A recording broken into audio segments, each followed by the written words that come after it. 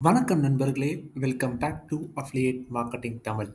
இன்னைக்கு நம்ம எந்த விஷயம் பார்க்க போறோம்னா, ஒரு 10 interesting facts about affiliate marketing பத்தி தான் நம்ம இன்னைக்கு பார்க்க போறோம்.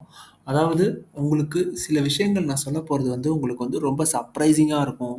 நீங்க அந்த விஷயத்த பத்தி கேட்டிருக்கவே மாட்டீங்க. அதே மாரி இப்படிலாமா இருந்துச்சு அப்படின்ற மாரி இருக்கும். அந்த மாரி விஷயங்கள்லாம் உங்களுக்கு நான் இப்ப சொல்லப் போறேன். நீங்க தெரிஞ்சுக்கிறதுக்கு மூலியமா உங்களுக்கு என்ன யூஸ்ன்னு பார்த்தீங்கன்னா, உங்களுக்கு ஒரு கியூரியாசிட்டி வரும் அஃபிலியேட் மார்க்கெட்டிங் பத்தி. அதாவது இது எப்படி அப்படின்ற மாரி. அதுக்கப்புறம் உங்களுக்கு ஒரு லேர்னிங். அதே மாரி உங்க மெமரிய இம்ப்ரூவ் பண்ணும். தென் திங்கிங்க இம்ப்ரூவ் பண்ணும். அந்த மாரி விஷயங்கள்லாம். இந்த வீடியோவ கடைசி வரைக்கும் மிஸ் பண்ணாம பாருங்க. ரொம்ப ரொம்ப யூஸ்ஃபுல்லா இருக்கப்போது. ரொம்ப ரொம்ப டிஃபரெண்ட்டாவும் இருக்கப்போது. வாங்க வீடியோக்குள்ள போலாம். ஃபர்ஸ்ட் ஃபேக்ட் என்னன்னு பார்த்தீங்கன்னா, அஃபிலியேட் மார்க்கெட்டிங் அப்படின்றது இப்ப வந்தது கிடையாது. புதுசு கிடையாது. அது ரொம்ப பழைய ஒரு விஷயம் தான். அது 1980லயே அது ஸ்டார்ட் ஆயிருச்சு. சரியா? அதுதான். சில பேர்லாம் நெனச்சுக்கிட்டு இருப்பீங்க, இப்ப தான் வந்திருக்கு போல அஃபிலியேட் மார்க்கெட்டிங். இப்போ ஒரு 10 இயர்ஸா தான் ரொம்ப பூமிங்கா இருக்கு அப்படின்ற மாரி. பட் அதுதான் கிடையாது. இது 1980லேருந்தே இருக்கு. ஆனா ப்ரொசீஜர் டிஃபரெண்ட்டா இருக்கும். இப்ப நம்ம அஃபிலியேட் லிங்க்லாம் குடுக்குறோம். முன்னெல்லாம் அப்படி கிடையாது. அஃபிலியேட் மார்க்கெட்டிங்ன்றது ஜஸ்ட் ஒரு புரோக்கரேஜ் வேல மாரி தான. அதனால முன்னாடிலேருந்தே அதெல்லாம் இருக்கு. சரியா? செகண்ட் ஃபேக்ட் என்னன்னு பார்த்தீங்கன்னா, அஃபிலியேட் மார்க்கெட்டிங்க பொறுத்தவரைக்கும் நீங்க ரிசல்ட் பண்ணா ஒழிய மட்டும் தான் உங்களால சம்பாதிக்க முடியும். இல்லன்னா உங்களுக்கு சம்பாத்தியம் வராது. அதாவது பார்த்தீங்கன்னா, ஒருத்தர் உங்க மூலியமா உங்க லிங்க்ல ஆக்ஷன் எடுத்தாருன்னா மட்டும் தான் உங்களுக்கு காசு கிடைக்கும். அதே மாரி அவங்க சில ரூல்ஸ்லாம் வச்சிருப்பாங்க. அந்த ரூல்ஸ்லாம் நீங்க ஃபாலோ பண்ணி, அது கரெக்ட்டா அது கிளிக் ஆச்சுன்னா தான் உங்களுக்கு அமௌண்ட் கிடைக்கும். இல்லன்னா நீங்க உங்களால சம்பாதிக்க முடியாது. இது எல்லாருக்குமே தெரிஞ்ச விஷயம் தான். பட் ஆனா சில பேருக்கு அஃபிலியேட் லிங்க் குடுத்தாலே காசு வந்துரும் அப்படின்ற மாரிலாம் சொல்லுவாங்க. பட் அதெல்லாம் கிடையாது. தேர்ட் இன்ட்ரஸ்டிங்கான ஃபேக்ட் என்னன்னு பார்த்தீங்கன்னா, இது ஒரு மிகப்பெரிய பிசினஸ். இப்ப உங்களுக்கு அஃபிலியேட் மார்க்கெட்டிங்ன்றது எவ்ரி இயர் பில்லியன் டாலர்ஸ்ல மேக் பண்ணிட்டு இருக்காங்க. அதுக்கு நான் ரொம்ப மிகைப்படுத்தி சொல்றேன்னு நெனைக்காதீங்க. நான் ஓவராலா நான் சொல்லிட்டு இருக்கேன். சரியா? இப்ப நான் ஒருத்தரோட அமௌண்ட்ட நான் சொல்லல. ஒருத்தர் மட்டும் பில்லியன் டாலர்ல சம்பாதிக்கிறாரு அப்படின்னு நான் சொல்லல. இந்த இண்டஸ்ட்ரி ரொம்ப பெரிய இண்டஸ்ட்ரி. அது பில்லியன் டாலர்ஸ்ல சம்பாதிச்சுட்டு இருக்காங்க அப்படின்ற மாரி சொல்றேன். டோட்டலா, ஓவராலா. சரியா? ஃபோர்த் ஒன் என்னன்னு பார்த்தீங்கன்னா, தூங்கும்போது சம்பாதிக்க முடியும் அப்படின்னு சொல்லுவாங்க. இது பெரிய ஸ்கேம்ன்னு நீங்க நினைக்கலாம். அப்படிலாம் முடியாதுப்பா, அப்படிலாம் இல்லப்பா அப்படின்ட்டு. ஆனா அதெல்லாம் கிடையாது. இதுல உண்மையாலுமே நீங்க தூங்கும்போது சம்பாதிக்க முடியும்.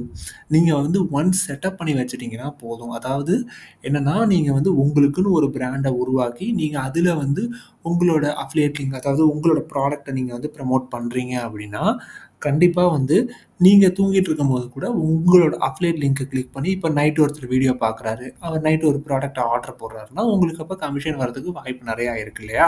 அதான். நீங்க உங்களோட வொர்க்க பார்த்து வச்சிருந்தீங்கன்னா, உங்களுக்கு உங்களால நீங்க தூங்கிட்டு இருக்கும்போதும் பணம் சம்பாதிக்க முடியும். இதான் 4த் இன்ட்ரஸ்டிங் ஃபேக்ட். 5த் இன்ட்ரஸ்டிங் ஃபேக்ட் என்னன்னு பார்த்தீங்கன்னா, நீங்க எல்லா பிளாட்ஃபார்ம்லயும் இந்த அஃபிலியேட் மார்க்கெட்டிங் உங்களால பண்ண முடியும்.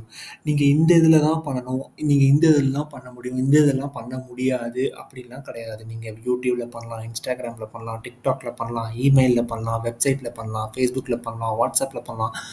இந்த மாரி எல்லா விஷயத்துலயும் உங்களால அஃபிலியேட் மார்க்கெட்டிங்ன்றது பண்ண முடியும். நெக்ஸ்ட் இன்ட்ரஸ்டிங் ஃபேக்ட் என்னன்னு பார்த்தீங்கன்னா, உங்களுக்கு ஒரு ஓன் ப்ராடக்ட் இருக்கணும் அப்படின்றது அவசியம் கிடையாது. நீங்க மத்தவங்களோட ப்ராடக்ட்ட ப்ரமோட் பண்ணி உங்களால கமிஷன் சம்பாதிக்க முடியும்.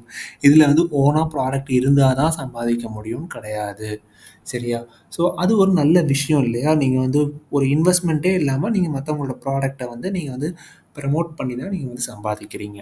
7த் இன்ட்ரஸ்டிங் ஃபேக்ட் என்ன அப்படின்றத பார்த்தோம்னா, டிஃபரண்ட் வேல உங்களுக்கு பே கிடைக்கும். அதாவது பே பெர் சேல்ன்னு ஒண்ணு இருக்கு. பே பெர் லீடுன்னு ஒண்ணு இருக்கு. பே பெர் கிளிக்ன்னு ஒண்ணு இருக்கு. பே பெர் ஆக்ஷன்னு ஒண்ணு இருக்கு. இந்த மாரி விஷயங்களுக்கு எல்லாத்துக்குமே உங்களுக்கு பேமெண்ட் கிடைக்கும். பட் பே பெர் சேல் பண்றதுக்கும், பே பெர் கிளிக் பண்றதுக்கும் உங்களுக்கு கமிஷன் நெறையா வேறுபடும். இப்ப பே பெர் சேல்னா உங்களுக்கு நெறைய ஜாஸ்தியான அமௌண்ட் கமிஷனா கிடைக்கும். பே பெர் கிளிக்னா உங்களுக்கு அவ்வளவாலாம் கமிஷன் கிடைக்காது. இதுதான் இதுக்கும் உண்டான டிஃபரன்ஸ்.